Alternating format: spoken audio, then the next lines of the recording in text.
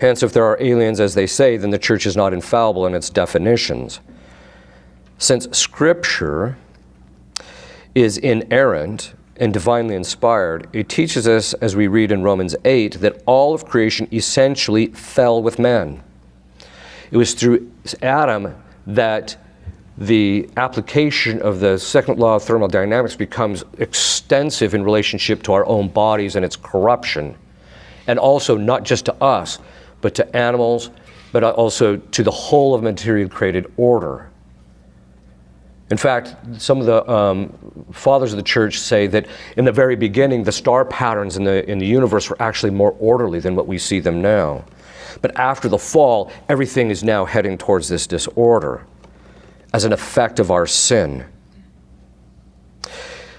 Yet this would mean, therefore, that if there were aliens, they would suffer that same material corruption as a result of Adam's sin, and that's an injustice.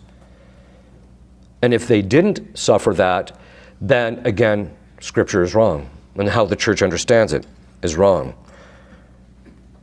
Yet some have said that aliens would be redeemed by Christ as well. This was in vogue in the 1970s and 1980s. If you remember this discussion that kind of came up in the 60s and 70s, they're like, well, you know, what if there's other aliens? Because, again, as Hugh was pointing out, they would propose certain things and then the church would stand back and start trying to adapt itself to deal with the particular things that were being proposed, often as scientific fact. But they said, if this was actually to be the case, that there are aliens, then basically they said even Christ would be their redeemer.